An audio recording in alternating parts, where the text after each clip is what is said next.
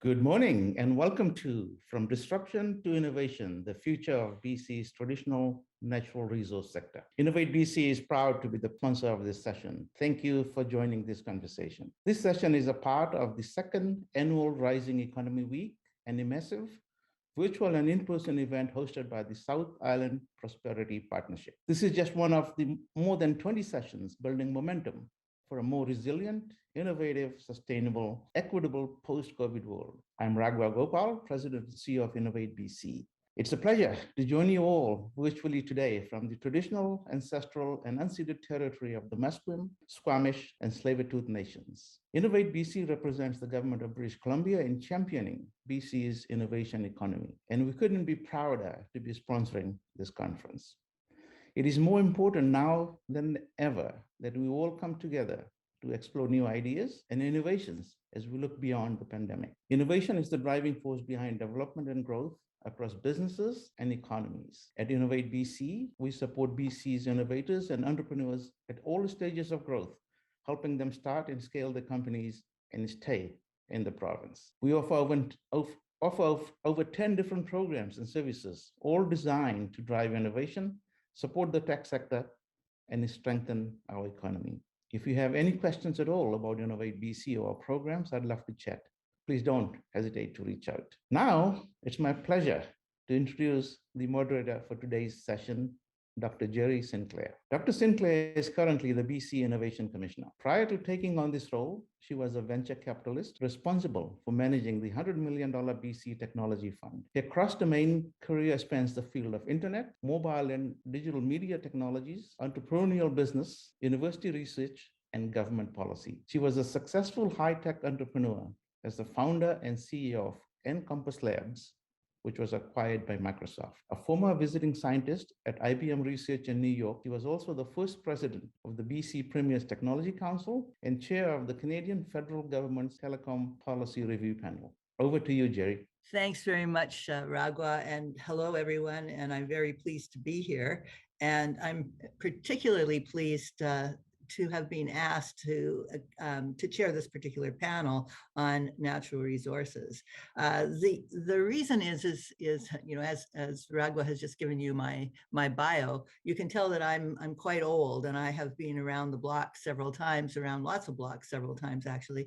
And in March of 2020, I had intended to retire from a long and windy road of many different career paths, and you know, do some traveling and do some writing, and then COVID hit. And when the BC government approached me, asked me would I take on this role of Innovation Commissioner, one of the reasons I said yes was because the government had been very, very impressed with how the tech sector in BC banded together and provided so many creative solutions, a number of them out of the box, collaborative solutions in terms of finding new methods to create PPE, producing apps, tracing apps and tracking apps and various kinds of apps. And there was this sort of renewed belief that the technology sector in the province had the strength and the creativity and the resiliency to drive our economic recovery and future economic prosperity. I've been doing a lot of work in pushing that agenda, not always successfully. So that seemed very promising. But I was particularly interested in joining because of my own passion towards using technology to solve our very, very grim, and it's been proven even more so in the past week here, our debilitating, the debilitating effects of climate change. So I also, when I came out of retirement to take on this role, I was right in the middle of COVID. And the good news for me was that all of the conferences, all of the industry conferences were free, and one could attend virtually. So it was like going back to grad school for me. So I went to conferences in forestry technology. I went to conferences in mining technology. I learned about oil and gas and energy and agriculture. So I'm actually, I know a little about a lot of things, enough to be really dangerous, but I really do believe that in terms of the future of British Columbia, the transformation of our natural resources products through innovation is really the future. And I feel very, very strongly that it is BC companies that need to be at the forefront of providing these solutions so that we actually can supply the world, as opposed to we sit back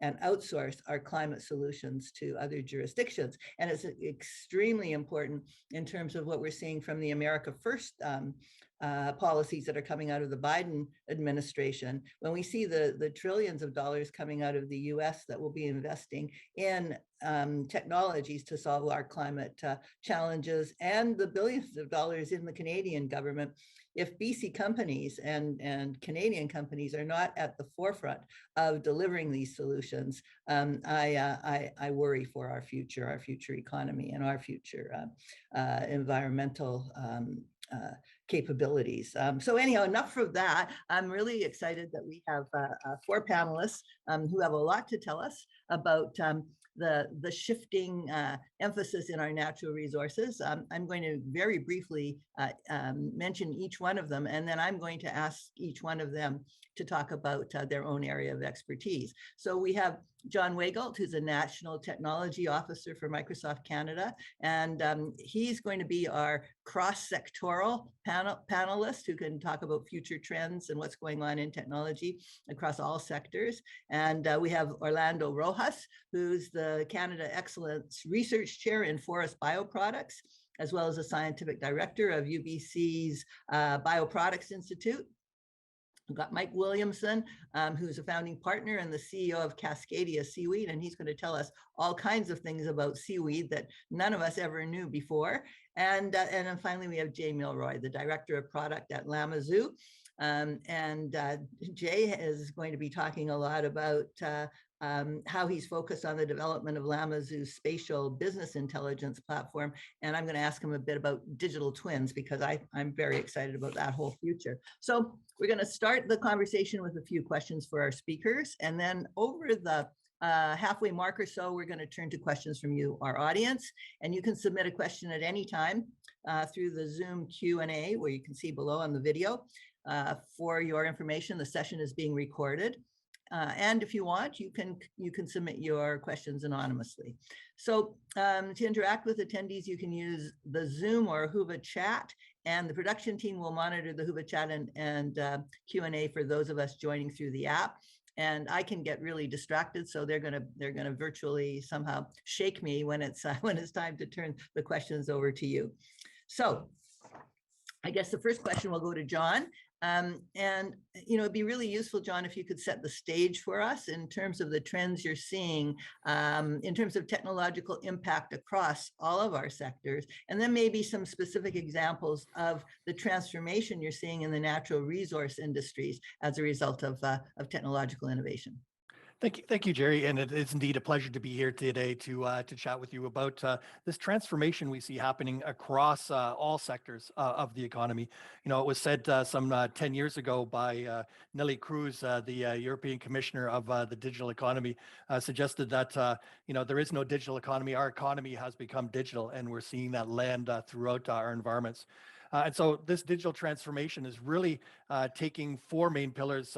We're seeing this engagement with customers, a better customer centricity around how organizations interact with their clients, empowering employees. And man, the last few months have really seen employees being empowered to be able to be productive and work from anywhere, have tools that enable them to balance their work-life balance and really contribute more effectively to organizations, driving efficiencies in the organizations, and then finally creating whole new business lines. And we've seen firsthand how our local restaurants have pivoted and changed to respond to the crisis, moving from what was an in-person experience, often then building and taking down patios multiple times throughout the crisis, and then growing from there to online service delivery. But we've seen that happen in the construction industry as they've moved from rebar and concrete now to create IP using augmented reality. We see that in the retail space and in the natural resources space. We've seen how the forestry sector has relied upon big data so that they can tell you the value of every one of their assets, every one of their trees that they've had planted, using LiDAR and satellite telemetry to be able to understand when the perfect time to harvest is and how to regain and regrow that. So we've seen that happen across the communities with this new advanced access to technologies. Being able to use computing as a utility, as a resource, to be able to spin up and spin down whenever you require it, and simply almost as a subscription model, as well as then gain advantage to advanced technologies, things like artificial intelligence and Internet of Things. And we see BC kind of at the center of many of those activities. If we look at groups like AI in BC and the work that's happening from the AI community in the region, just really a strong powerhouse, and with that focus towards the environment. And we've seen, AI being used for freshwater data commons on BC's lakes, or just announced today, IDEON through the Digital Tech Supercluster has an Earth X-ray. And this thing uses muons, and I really have to go back to my physics to be able to look 1 kilometer into the Earth. So that they can do exploration without digging huge holes and doing that. So really being environmental stewards in this space. The last piece I think around the main trends is this is not just technology. So of course, I can talk all day about technology, being the CTO for Microsoft, but many of my conversations are not about technologies. They're about the transformation of business, right? So if you can have greater access to commoditized tools or democratized tools, this allows you to go much faster from the smallest business to the largest business. And so it's transforming business processes, and it's transforming corporate cultures. And I think when you look around you in BC, there is this culture of innovation, this culture of trying new things and being responsible in that innovation. And so I think that's one of the big trends that stands BC in good stead as they look towards prosperity going forward. That's great, John. Thank you very much for that. I actually met Orlando online before I actually met him, because he was presenting at one of those conferences I talked to you about. And Orlando has very deep connections with the breakthrough research that's going on in Finland in this whole area of bioproducts. So Orlando, why can't you tell us a little bit about the transformation in the forestry sector that you see? And you mentioned to me that you see the forest as a source of next generation material products, what the products that are coming out of trees are just astounding. So why don't you talk a little bit about that? I cannot fully agree more. It's an amazing opportunity, and we're in the right time. Very happy to join this panel. And yeah, I can share a little bit about my experience in the Nordic countries, where there is also a very strong culture for the forest, like in Canada. And we're all together in this boreal belt, where there is a very important fiber resource. And what I can say is that, of course, we as material scientists, we're looking into harnessing the natural properties of plants. And there is so much enclosed in fibers that we can use beyond pulp and paper. So what we see around is actually a lot of developments in different areas that are really significant to countries like Finland and Sweden. And I can tell you, from a cluster of research that I was heading in Finland, the calculation speaks about increases in GDP and total exports if we shift from the current forest products to the new value-added bioproducts. And here then we're talking about many, many different things that I can expand on. But that includes composites, wearables, and electronic materials, as a matter of fact, something that you don't connect with plants right away, but fiber optics that are based on cellulose. I mean, there is an amazing development in all these areas. So our problem here is that we have so many opportunities that it's difficult to choose which is the low-hanging fruit in this business. But yeah, in a summary, to be very succinct, I think the forests really contribute to the circular, renewable economy that we see in the future. I think that will meet the major challenges in climate and environmental goals. And I think there is now a very strong direction on the side of the society to look into more sustainable solutions. So the forests provide us with a regenerative, renewable source to produce a sustainable economy with a very positive environmental impacts. And I can expand on this, but this is of course my favorite topic. And I can tell you that the forest resource in BC is super important. And I think we're poised to use this in a different way in the next generation bioproducts that will make us to live happier lives and live healthier. Thank you so much, Orlando. And there's a film that that actually profiles the amazing work that's going on in bioproducts at your institution and your sister institution in Finland. Maybe you could make that that available through a link. Is that possible? Because I think people would really enjoy it. And I'm going to turn it over to Mike, who is just as enthusiastic about seaweed as Orlando is about forest products, and of course they're related. And what I love about this panel is that we're looking at a whole set of products, next generation products that are additive as opposed to extractive, and they really talk to a circular economy, and they take carbon out of the atmosphere as opposed to put more into it. So Mike, talk about the amazing different applications of seaweed. It is a food substance, of course. Once I talked to Mike about a year ago, and he talked to me that seaweed actually can taste like bacon, which surprised me. But maybe you could talk about tell us more about seaweed than we ever expected to know. You're on mute. Yeah, thanks very much, Gerri. And I'll try not to talk for the rest of the panel's time about seaweed. It's very appropriate that we're on a panel with software, science, and seaweed, because it's not just about things that simply grow in the ocean. For example, 70% of the earth is covered with water, and yet less than 2% of our nutritional needs come from the ocean, and seaweed can help fill that in. In British Columbia, we have 630 native species of seaweed, and we're divided between harvesters, folks that just take what Mother Earth provides, and cultivators. Cascadia Seaweed, along with about 20 other companies worldwide, is planting farms in the ocean in a very responsible manner, growing seaweed, which is a very fast growing plant, and then converting it into value-added products, food, fodder, and fiber. So food, as you say, is human food, fodder, animal feed for things like reducing harmful methane emissions from cows, and fiber, as Orlando was very enthusiastic to talk about.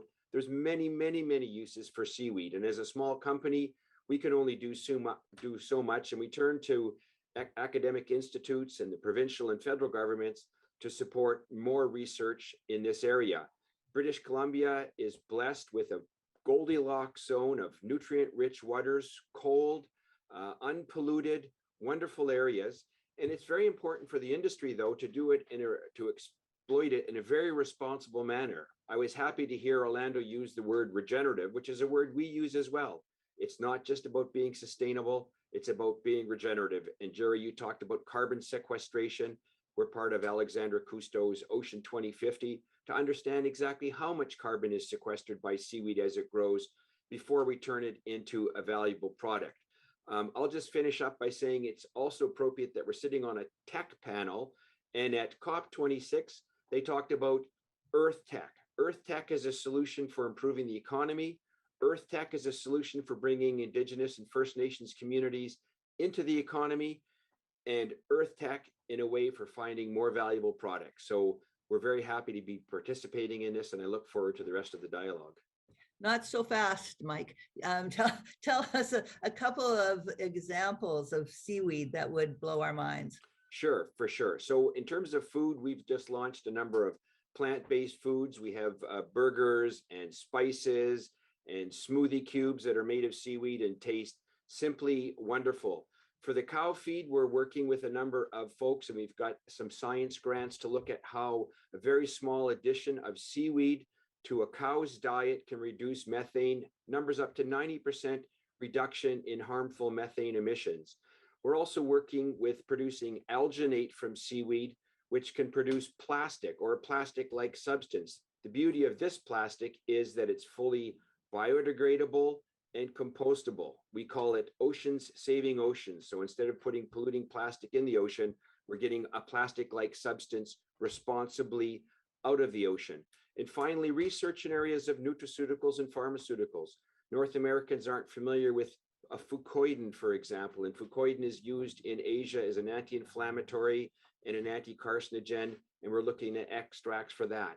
In Vancouver, there's a company that uses seaweed extracts for post-laparoscopic surgery to prevent organs from sticking together as the body heals, and then the seaweed substance is gently assumed into the body. And as Orlando talks about, folks also look at seaweed for fiber. There's folks making a leather out of seaweed or other products. It's been used in applications to strengthen Kevlar. So okay, we got it. There you go. That's fantastic. I mean, what I'm very disappointed in is that every one of our panelists is hugely enthusiastic and has a wealth of information and examples, and we have such a short time. So we'll move over to Jay, and Jay is working at LlamaZOO, and he's working in a very interesting area. He's working in 3D modeling and digital twinning, and I've asked him for a couple of links so that people could understand what a digital twin is, but he's bringing together groups of stakeholders around 3D interactive models in order to better understand the impact of a mining site on a community or a forest, a new forest. And he's got a really interesting new project that Microsoft and Rogers have and the supercluster have sponsored among coastal First Nations. And so there's a lot to talk about, Jay. So why don't you talk about how, what is the breakthrough technology in terms of digital twinning and 3D models, and how LlamaZOO is using it? Sure, thank you. Yeah, happy to be here and excited to be on the panel with everybody else. I love hearing about all these sort of new technologies and new applications, because it directly relates to what LlamaZOO is all about. So as was mentioned earlier, LlamaZOO is in kind of an emerging market called the spatial business intelligence market, or also sometimes referred to as the digital twin market. In a nutshell, a digital twin is nothing more than a accurate digital representation of a real world space or place. And LlamaZOO's sort of sweet spot is we create these digital twins for very large areas. So, I mean, everything from a factory floor all the way up to huge land masses, like millions of hectares, that are very, very accurate and can be experienced remotely by anyone. And so what I like to sort of describe about LlamaZOO is we help people see the unseen. And what I mean by that is we help people see the unseen risks, the unseen opportunities, and the unseen work of others that in order to help people make better decisions, have better conversations, and collaborate with one another. So as you mentioned, we work really at the confluence where government meets First Nation, meets industry. And whenever there's a large project of any kind, there's a lot of stakeholder communication and a lot of kind of expert collaboration that has to happen. And we provide a three-dimensional environment that's highly accurate and highly kind of data rich to allow those conversations to happen more efficiently, more effectively, and more inclusively. And so our goal really, I was happy to hear Mike mention the kind of Earth Tech family of technologies, because I think we fit right there, right? Our job is really to help the people who really, really know what they're doing communicate better with everyone else. That's great, and what I really respect about what you folks are doing is you're taking technology that in some ways looks like video game technology to allow stakeholders to get a better sense of what the impacts are, and it's actually a collaboration tool as opposed to a scientific tool, and as we all know, changing culture is in many respects much more difficult than adding technology solutions. So I guess I I'd like maybe each one of you very briefly, because we could go on for a long time on any of these questions, is what do you see as the major barriers for transformation of our natural resource sectors from, extractive to value add? So why don't we start with you, John?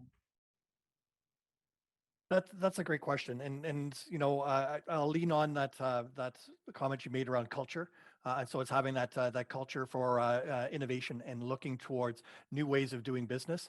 Tightly coupled with that is skilling and having the advanced skilling so that people are there to be aware of these tool sets. I've often said that look, we often focus on the STEM type roles and the STEM type activities. And really, we need to go that step beyond. We need to have foresters that understand how technology can change their the business.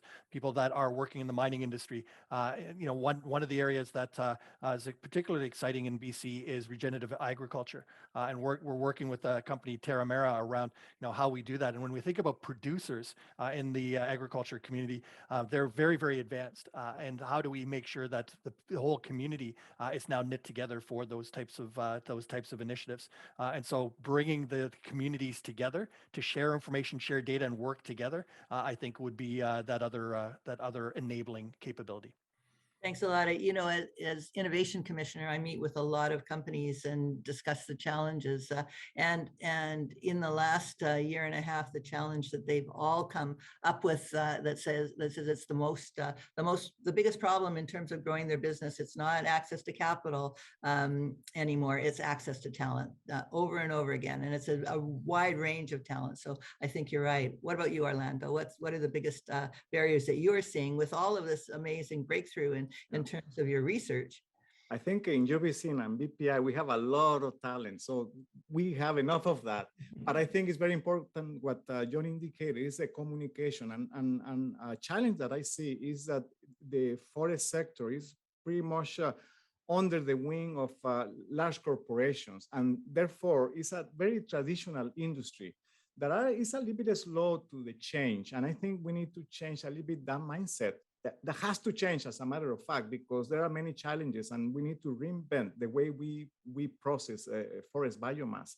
So this is coming, and there is an appetite in industry to make the change. And that, I think, aligns nowadays very well with the government in BC. I think I see very clear signs that there is that need to change with academia, with industry, and I would include here the smaller communities. So in my thinking, one issue is the economy of a scale that I said, that I think we need to maybe go to smaller scales and have more local communities or smaller units producing a next generation bioproducts integrated with large mills.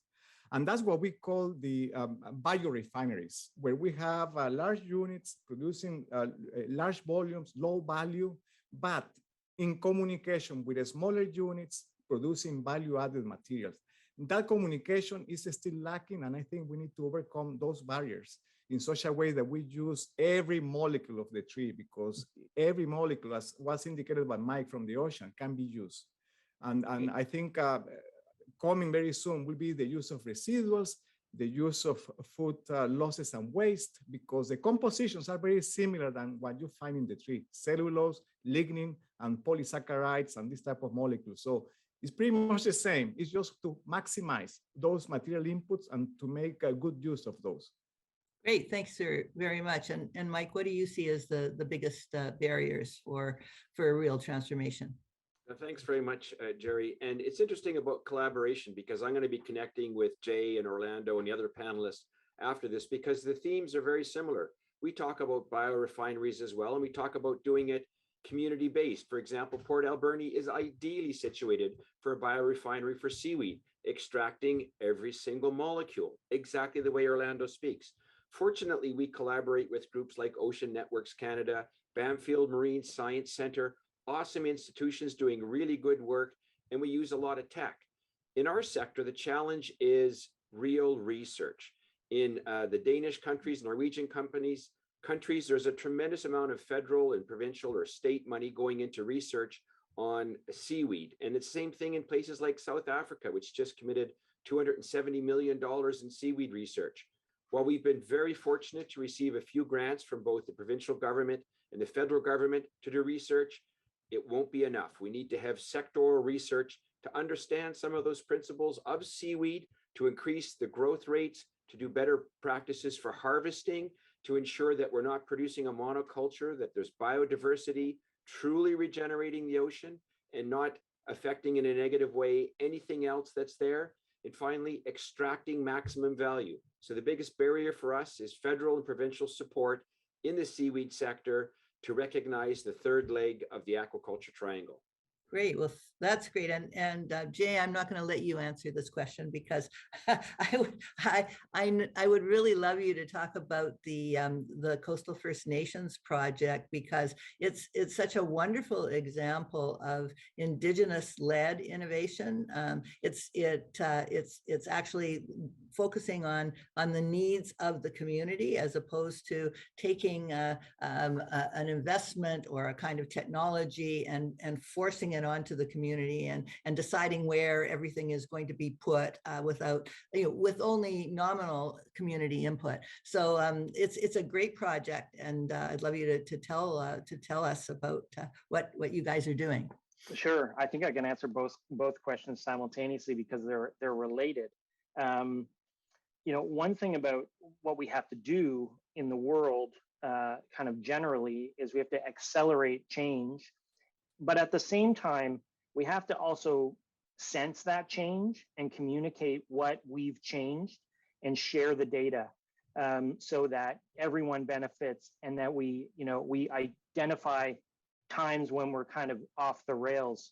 And the Coastal First Nations project encompasses a lot of this kind of thing, where the Coastal First Nation project essentially is bringing connectivity, bringing high-speed internet all the way up the coast to make all of those areas, including all of the First Nations in those areas, connected, part of the economy, all of those kinds of things, which on the surface sounds like a great idea. When you get down to the ground level, what's happening on the ground, there is so many stakeholders, so much change, and so much potential impact that it's very hard to communicate that and coordinate all those efforts among those people. Every single time, a piece of fiber is run from the, main cable in the ocean to the coast, once it hits the coast, there's a million decisions that have to be made. Where is that wire going to go? How is the connectivity going to be distributed? What infrastructure has to be built? What's going to be displaced? All of those questions are challenging questions that involve a lot of people. And the old adage, a picture is worth 1,000 words.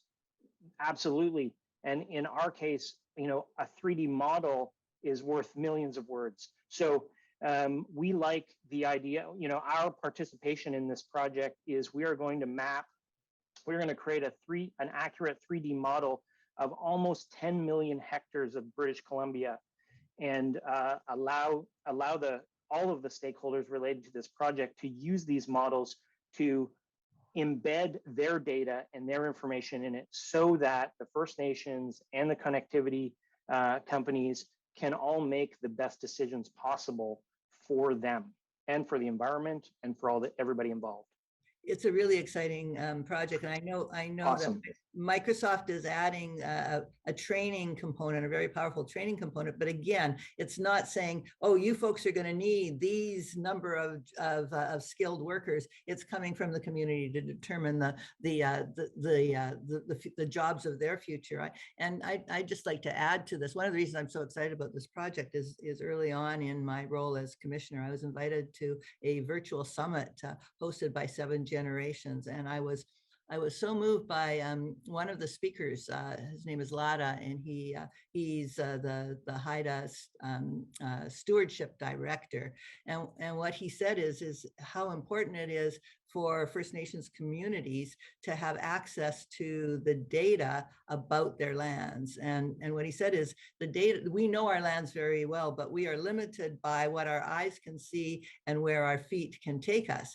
But with getting the data that's available, we can see much farther and we can walk much farther and understand much more. So this digital twin initiative is very exciting, as well as the community-led connectivity, as well as training. So anyhow, that was thank you very much, all of you. I guess the last question, maybe we could go rapid fire around it, is you know, we've had COP26, and I'm sure each one of you has some takeaways from that conference. But we've had the shocks of as you all know, of fires and floods and devastation in the province, and COVID. So all of these things have been hitting us one after the other. And I guess you know, in light of the recent examples of upheaval, what makes you optimistic and what keeps you awake at night? I'll jump in, and I'm quite optimistic that hey, there's this focus that's on the environment, and organizations are building tools to help solve these crises.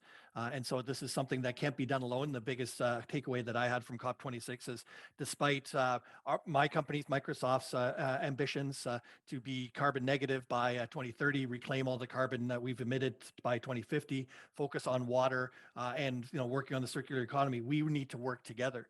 And so building things like the planetary computer, which takes that data that you just talked about, Jerry, and is able then to share that across the community so we can all work together in harmony to build this out. And I think the other piece, just to drop in there, is the opportunity presented by quantum computing. And we know that BC was an early lead in quantum computers. These computers are becoming reality, and so that they'll help us all work together, like we see the province of BC working together to help those poor people in need, work together to solve the climate crisis. Great. Anyone else? On my behalf, maybe can also add, I think in these challenges that we live today, there are many opportunities, and I see this as a pivotal year for us. The sustainability mission is front and central, and this is very clear. And I can give a couple of examples that I think exemplifies what I'm saying. One, with the COVID pandemic, the creation of face masks based on fibers, very simple solution, but this is what we need. Little prototypes and demonstrations that then can trigger as a domino effect in new generation bioproducts. This is just a very simple example that we have, and now we're going bigger in that direction of research and development. And then the second one is next generation wearables and textiles. Textiles is one of the industries that is more unsustainable. And now looking into wood as a source for the next generation fibers, by the way, combining with alginates. This is a great solution for next generation textiles, and we're working on those topics. But I can list you many, many more. But these are two big volume examples of things that we can do today and will create a domino effect in the future. But you're obviously always the optimist. You didn't talk about what keeps you up at night. Yeah, well, of course, the forest management, the access to resource, and what to do with all the biomass that is coming because of the big winds and the forest fires. But even those type of resources can be very useful, and we just need to be smart how to utilize those residuals. And this is a very important emphasis in our work, as a matter of fact. Thanks a lot. Mike. Thanks. Optimism. I had the fortune of attending COP26. I met Microsoft's head of sustainability, Alex Robart, down there. So we talked about solutions. My optimism comes from industry stepping up and doing the right thing to achieve the right result. So making a dollar while making a difference. And that was pretty evident that industry is going to play a very strong role. What keeps me awake at night is that we're not doing it fast enough.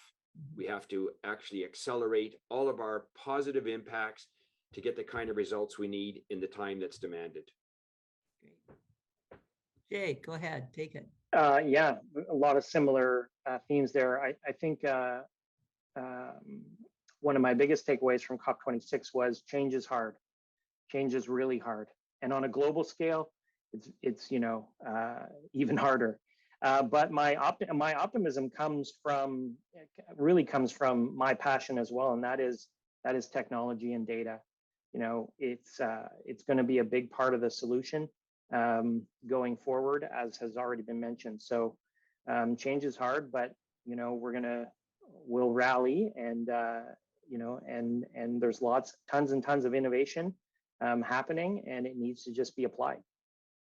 So I'm going to weigh in with my own, because I've obviously the fact that we have vaccines and now we have some therapeutics is absolutely amazing.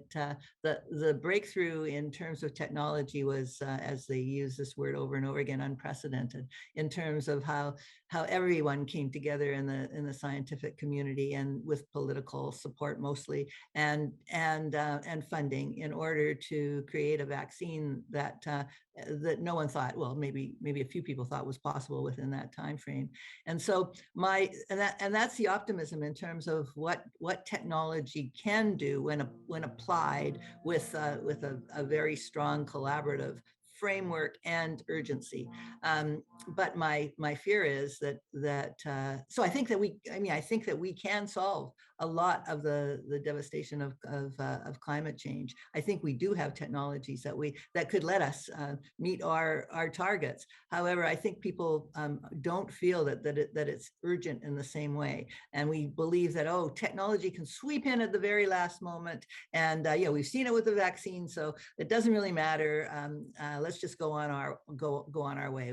We've got time, and that's my sense, that we've kind of been lulled into a belief that technology is magic, and at the right time we'll just pull the magic rabbit out of the hat and fix our climate. So I think it's about time now to move on to some questions. Here is a question from the audience. Anyone can answer this. Which of our traditional natural resources industries do you think are most advanced in terms of adopting a resilient technological change and can get us to value add products and services? I'll make just a quick comment here. Just my experience through LlamaZOO, we've seen mining adopt technologies and explore new technologies at a faster rate than we've seen it happen in forestry. So that's been my experience so far. I can't speak to any of the other kind of extractive industries, but I'll throw that out there. John, do you have a sense based on your cross-sectoral view? So we're seeing it across all sectors, and I'd actually point towards forestry as being up there as well. Perhaps it's a regional question around forestry in BC or forestry out in New Brunswick or those types of questions. A great deal of work happening in aquaculture, agriculture areas as well, and really leading. I think when you think about stewardship of the resources that they have, the producers on the land and in the water are really looking at all their inputs, all their outputs. What they're putting in from a fertilizer perspective, what is the degree of usage from a livestock perspective. Like these are scientists that are producing our foods, and so they're really quite sophisticated. Anyone else have a comment? But very quick. Oh, sorry. I think it's team agriculture and team aquaculture. There's lots of innovations to do more responsible use of land and water to extract food and other value-added products. I'd like to give a quick shout out to the Minister of Agriculture for British Columbia, Lana Popham. She's been a great supporter of bringing seaweed into mainstream, and we've seen a lot of innovations, spatial monitoring, application of fertilizer, better land use. So I think there's been a pretty solid take-up of tech. Orlando. No, just maybe a side comment. The fact in the last year in the Bioproducts Institute, we have been reached out by many startups, small business developments. There is a lot of hunger about starting new businesses. And this is a very positive thing that I see in all different directions. So I think small companies and developments are popping up everywhere in BC. I just can tell you that this is an amazing time. It's just to channel this energy in the right direction. Yeah, I also see a lot of opportunity in advanced manufacturing of a number of different value add products. The whole prefab, 3D printing, new models of design, 3D modeling that leads to new value added products, re-engineered products in forestry and mining and agriculture that I think we have tremendous potential, as well as advanced material science. There's a lot of new kinds of materials that are coming out of the labs and finding their ways into value-added products. And if I could pile on that, just on that thought around the different connections between the different industries and the different communities and repurposing things. I'm good to have the good fortune that I work with all 5 Canadian innovation superclusters, which includes the proteins-based innovation, which is plant-based agriculture, advanced manufacturing, AI-enabled supply chain, and the ocean superclusters. While they're headquartered in particular geographic regions, the ambition is that they interrelate and work with one another. And so you can see immediately that, look, if we're talking forest cultivation, that has supply chain impacts. That the automation that goes into it is advanced manufacturing, and then the transit through the waters and all those things. These things all connect, and so it's important that we lean on a theme that you mentioned earlier, Jerry, was around communication and having great communication so that we understand what other sectors are doing and able then to adopt that innovation to help us with our particular use case. Yeah, I totally agree. I think that it's time to move out of silos, not only in terms of our industrial sectoral silos, but we in the technology field also are in our silos in terms of not thinking enough out of the box about how our the technology breakthroughs could be used across the economy and in terms of social impact. There's another question from our audience, and we've talked about it a little bit, but they're particularly interested in the implications of this transformation in natural resources on the workforce creation side. And they're wondering if there's going to be loss of jobs in our rural communities and a concentration of these new jobs, these technology jobs in the metro urban areas. So what do you see in terms of job creation, and where are these jobs going to be created in terms of your own particular industry and area of expertise? If I could jump in first there, I think what we're seeing is that people can now live where they love and work wherever they want to. So I've often said it's a mashup of Richard Florida and Thomas Friedman. And so, we have the spikiness of regions that we can work to. And we've seen that. We've actually know that the governments in the far north actually have workers from Vancouver that are telecommuting in and helping support that. In the natural resources community, the first time I actually saw this was a copper mine in Chile, where they wanted to improve safety of the miners, and they actually remotely operated the equipment deep beneath the earth at the surface of the mine. That increased productivity considerably because they didn't have to spend the hour a day that it took to go up and down into the mine, clean up and whatnot, and improve the safety, with the goal of putting this to the living rooms of the workers. And so why are we having people in harm's way and in remote regions? And so what we do see through COVID is the ability to bring the technology to the communities through the connectivity ambitions that governments have and we're supporting, and have people then contribute to the economy from wherever they love to live. But you don't see the hollowing out of rural areas as a result of the urban folks being able to telecommute and provide services. But what's happening in those remote communities? Well, how do we regenerate the life there is a question. Yeah, absolutely. And I think that's something that we've seen that we've worked through in COVID, people being able to work from remote regions, the exodus from the urban centers because of the cost of living and be able to move from there, the ability to have distance education and have distance medicine. So all those services that people are accustomed to in an urban center can now be distributed out to the remote regions. And so it's a matter of building that culture then in those communities to say, here's what's happening. And believe it or not, I have heard from entrepreneurs that have left the big city when they get children and they say, look, my child is now no longer a $3.50 bus ride from a bad neighborhood. And so those types of things. And it's not, I'm not making a statement about urban centers being bad, just suggested that's what that innovator had shared with me. Great. Well, we've got one last question, I think, and I think it's an interesting one, and it talks about the BC story, and we're perceived to be leaders in terms of our Clean BC initiatives and programs, and we have a lot of clean energy and a powerful electricity grid. So we are well positioned to implement technologies with fewer carbon emissions than other parts of the world. But are we telling the story well enough? Are we using our competitive advantage enough? Or are we just talking? Is really the question, I think. So I'd love to hear what you folks think. I wave the BC banner wherever I can, as I said, in terms of aquaculture, coastal communities, workforce with an amazing set of skills, looking to do entry into a new sector. British Columbia is a great location, low electricity rates, lots of industrial land where that's needed for biorefineries. So I do think we do a reasonable job, probably a very good job of waving the BC flag. And as we talk to companies all over the world in a similar industry, they always go, BC, in a very wistful manner. So I'm going to give it a positive thumbs up that we are telling the story and we are leveraging it. And John, you know, not being from BC, what do you hear about BC in terms of our story?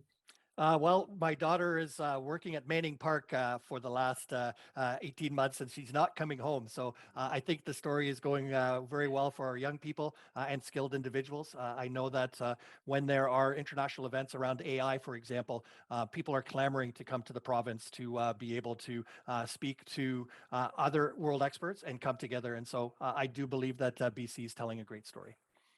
Great. As far as UBC, we have a concentration of talent that is first class in the world, really, in the area of fiber processing. And this is given the recruitment of very recent professors in different areas. So I think we're in the center of gravity here in Canada, in UBC and British Columbia. And I think this is very important to say. We may not recognize this domestically, but outside, where we have very good visibility, we need to do a better job communicating what we have here as far as the talent. Great. Yeah.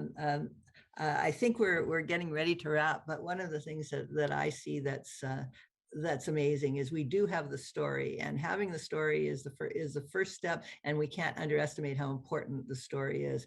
The next step is activating the story and proving out that what we talk about is really real. And what gives me hope is that with our natural resources industry, we've figured out how BC can compete with global supply chains, despite the fact that we're kind of a bit stocked up at the present time, but we have built global supply chains for our natural resources industries.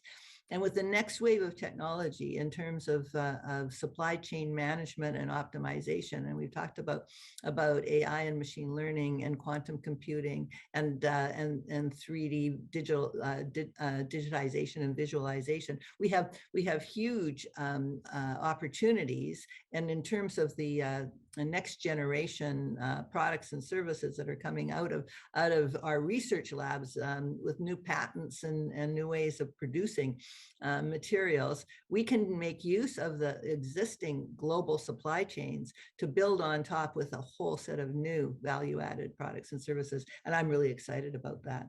So I think that pretty much wraps up our panel. I hope, and I'm going to turn it over to the conference organizers to tell us what's next. But I want to thank you all. What a great panel. We could have gone on for another 2 hours. And it was a great pleasure to be part of this. Thank you, everyone. It was a lot of fun. Yeah, thank you very much. Thank you, Gerri. Yes, thank you, Gerri. Thank you, John, Orlando, and Mike for the fantastic conversation that I'm already looking forward to the recording. You've covered so much, and I'm excited to hear it all again.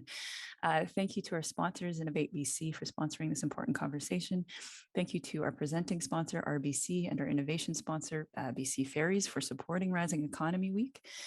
Thank you to our attendees. Great questions in the chat today.